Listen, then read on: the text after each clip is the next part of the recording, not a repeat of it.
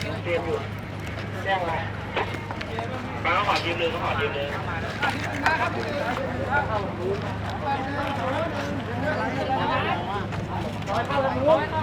ทางหน่อยนะคะนักข่าวออกนิดนึง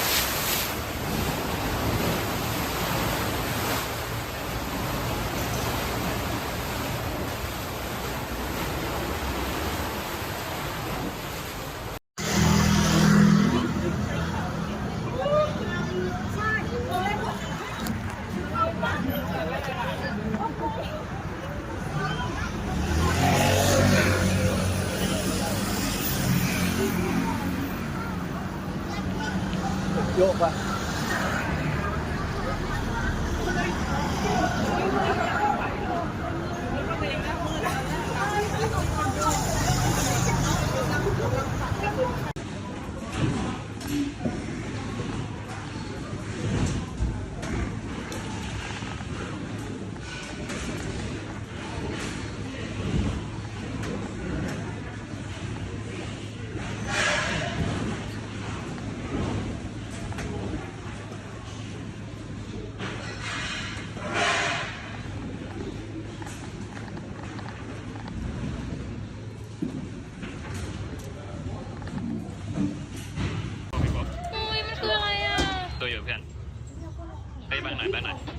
ผมไม่ทันไอซินถ่ายแม่ดูซินนึกว่าซินหน้ามึงเดี๋ยวไปดาวไก่แรกคนอยู่ที่โรง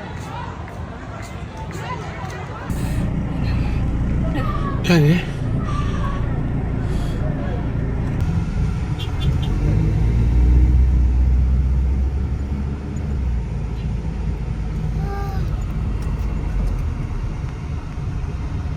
ทั้งหมดเลยไปข้าวบุเทาไปที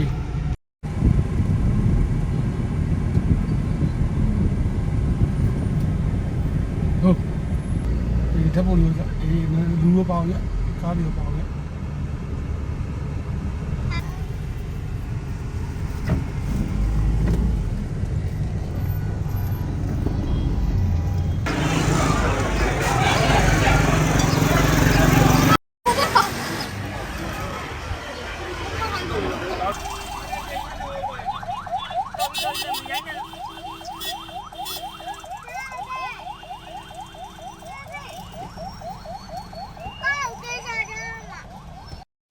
ต้องเลย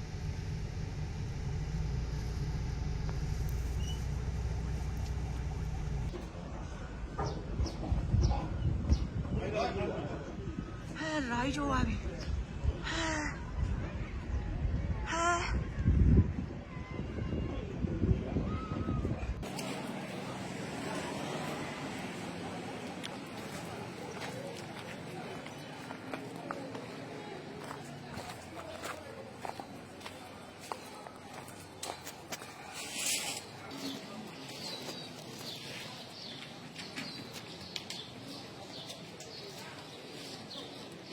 ซื้อมาถึงเกเร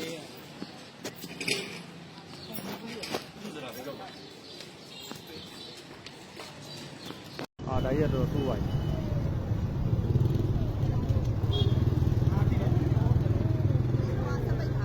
ဖုန်းလိုင်းနေမရတော့ဖုန်းလိုင်းနေပြက်ကို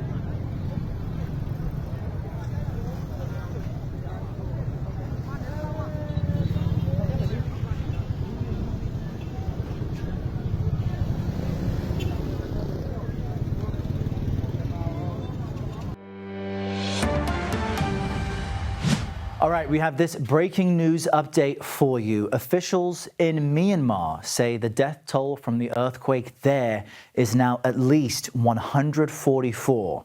They also report there are more than 700 people who have been injured, and they fully expect those numbers to increase throughout the day. The images you're seeing right now are coming to us live out of Bangkok. This is hundreds of miles away from the epicenter, but you're seeing the aftermath. The quake hit this building, which was under construction.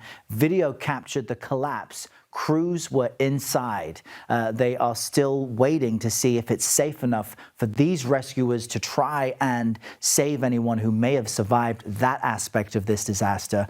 In fact, now we want to bring in Sebastian Wolf. He was in Bangkok today when the quake hit just a few hours ago. Sebastian, we can see people moving about the city right next to you. What did it feel like, and what do things look like now where you are?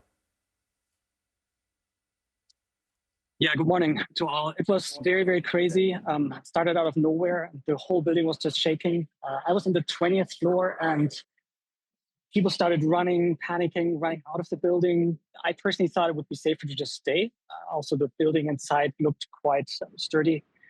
I started filming immediately, and then I did see the water flowing over like a waterfall in the building across the street. And it was just something I've never seen in my life this way. And this was not my first earthquake, but for sure the strongest one. And we were just looking at that footage, Sebastian, of what seemed to be a rooftop pool with the water splashing over the edge of that high rise. Yeah. We're now seeing footage of a building that was under construction, and footage also captured it collapsing. Rescue officials said they were not able to get in and rescue survivors because the rubble was so unstable.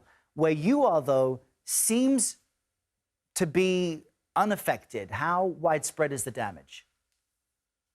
So here I wouldn't say unaffected. The buildings are still being checked. No one can. Most buildings are evacuated. I can still not go home. They're checking the buildings. Maybe you can hear the sirens in the background. People are on the streets, but it could be worse. There's not much damage visible here. Some of the buildings do have damage visibly outside. And the building you referenced was a building under construction that, in fact, collapsed. And as far as I know, there were people inside, workers. Sebastian, we so appreciate you jumping on your phone and connecting with us. Stand still for us so I can get a sense of what's happening around you, and help me understand. You are hundreds of miles away from the epicenter, but how did it feel? Very strong. Very, very strong. I don't know how strong it was here. I honestly don't know. I was on the 20th floor, as I said, and it was real movement. I could not stand still. It was the strongest earthquake that I've ever experienced. And what are you hearing as far as the activity of emergency officials, first responders, ambulances, and the like? Well, the ambulance I can hear in the background. What the officials say, I actually don't know. We just got outside of the building. We were told, and we got messages and information that there's a second wave coming, but that never happened. But it might come at any time, obviously. So for now, we're just getting dinner in a wide side street, no big buildings next to us. And we're just waiting for news, basically. Sebastian Wolf, we appreciate you giving us your firsthand account. Please do stay safe and stay in contact with us throughout the day. Sebastian, thank you.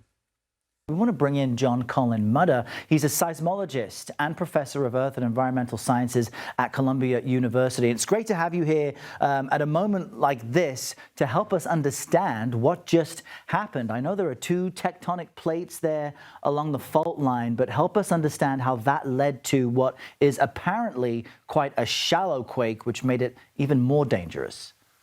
That's right. For a given magnitude, the shallower the earthquake, the more shaking will happen, the more damage there'll be. This fault, it's called the Sagang fault, and it's very much like the San Andreas fault.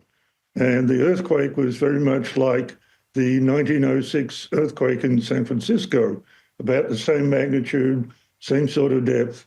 These are what we call strike slip faults. The maximum magnitude they're likely to experience is about what you just got, somewhere up in the high sevens. What's remarkable about the building collapse that was caught on video is that some or many structures in Bangkok are built, I thought, to withstand some some movement. Is that accurate? And are buildings in Myanmar, which I would imagine is not the case, anywhere near able to withstand that amount of movement? No, the situation in Myanmar is that the building codes are very lax, or if they exist, they aren't enforced well. They also don't have very good emergency services. They don't have anything like FEMA. They don't have a USGS. They don't have anything like that. So they'll have a lot of trouble coping with this. And that is, I understand, why they've actually been willing to call on the international community for help. And what about in Bangkok? Bangkok, they have much better building codes, but no building code will allow you to survive any magnitude earthquake. You'll always get damage from something as big as the one that happened in Myanmar. One of the issues we heard out of these rescuers that we're watching in Bangkok is that the rubble was too unstable for them to attempt to rescue the dozens of people believed to be stuck inside. Would that still be the case? Would it be too dangerous right now for them to try and rescue people? Well, I'm sure what they're worried about is that there are weakened structures and a lot of rubble like that. So an aftershock, even though they are always smaller than the main shock, an aftershock could cause even more damage in a structurally weakened building or something like what we're watching. Yeah, our hearts go out to everyone there affected by this. John Colin Mutter, we appreciate you connecting with us and sharing your insight on this. Thanks for your time today. No, thank you.